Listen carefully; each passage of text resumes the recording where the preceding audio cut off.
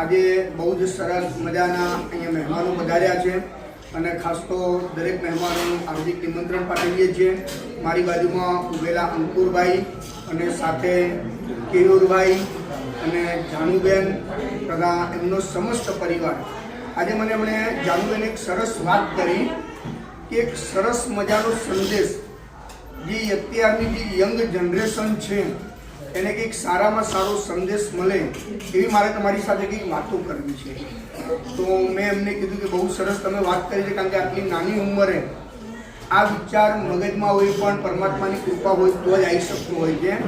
એવો જાનુબેનનો સરસ વિચાર છે અને જાનુબેનને પણ હું પૂછીશ કે તમારા મનમાં જે વિચારો છે મને કહો, તો જેથી કરીને આ અત્યારની જે જનરેશન છે એને કંઈક પ્રેરણા મળે અને આ જનરેશનને કઈ રીતના પોતાના મા બાપ વૃદ્ધાશ્રમમાં ના જાય એનું ખાસ પણ ધ્યાન રાખે અને કાળજી રાખે. એ સરસ મજાની વાત જાનુબેન અત્યારે કરવા માટે જઈ રહ્યા છે અને એનો જવાબ પણ હું એમને આપવાનો છું કે વૃદ્ધાશ્રમ કેમ રોજે રોજ વધી રહ્યા છે. વૃદ્ધાશ્રમ વધવા ના જોઈએ, કારણ કે વૃદ્ધાશ્રમ ઘટવા જોઈએ. અને એવું જ સરસ મજાનું આજે વાર્તાલાપ આપણે જાનુબેન જોડે કરી રહ્યા છીએ.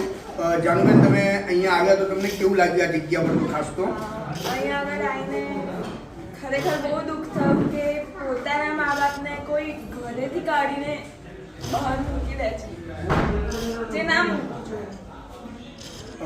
બહુ સરસ વાત કરી એમણે.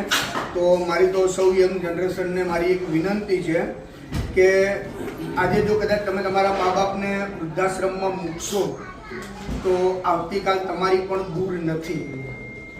એક ઉદાહરણ આપું. એક માજી એક વૃદ્ધાશ્રમમાં જ રહેતા હતા. સરસ મજાનો શિયાળાનો ટાઈમ હતો ત્યારે એમને વાંધો ના આવ્યો, પણ જ્યારે ગરમી ચાલુ થઈ એટલે એ માજી એમના દીકરાને કોલ કરી કે બેટા તું મને વૃદ્ધાશ્રમમાં મળવા માટે આવી. તો દીકરો મળવા માટે આવે છે અને દીકરો કહે છે કે બોલ મમ્મી શું કામ છે તારે? ત્યારે કહે છે કે બેટા મારે એક પંખો જોઈએ છે. તો કે કેમ તારે પંખો જોઈએ? તું તો ઘરે પંખા વગર રહેતી હતી ને, તને ક્યાં કોઈ દિવસ ગરમી લાગે છે? ત્યારે માં સરસ જવાબ આપે છે કે આજે હું વૃદ્ધાશ્રમમાં છું, મને તકલીફ નથી, પણ તારા સંતાનો જે જોવે છે ને એ કાલે તને વૃદ્ધાશ્રમમાં મૂકશે ત્યારે તને પંખાની જરૂર પડશે. એટલા માટે હું કહું છું કે વૃદ્ધાશ્રમની અંદર એક પંખો એડવાન્સમાં મૂકી દે, કાલે પણ તારે આ જગ્યા પર આવવું પડશે.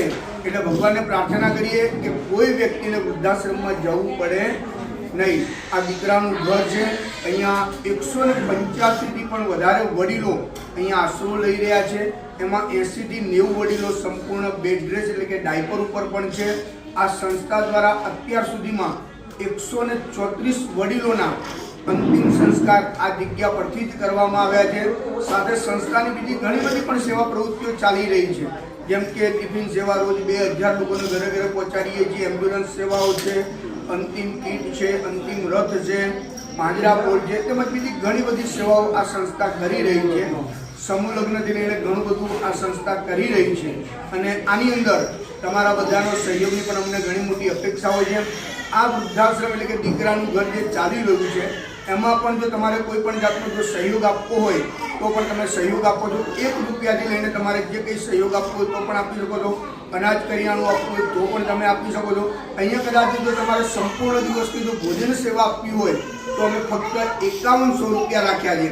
અને ખાસ તો મારી યંગ જનરેશનને વિનંતી છે કે જ્યારે તમારી બર્થડે આવે અને તમે જે હોટલમાં જાઓ છો, હોટલની અંદર પરિવાર સાથે જવું એ વસ્તુ એવું નથી કે ના જવું, કારણ કે જવું પણ પડે, કારણ કે વર્ષમાં એક જ વાર જન્મદિવસ આવે છે. પણ એટલી મોટી વસ્તુઓ પણ ન ખાવી જોઈએ કે જેનાથી આપણું શરીર બગડી રહ્યું છે.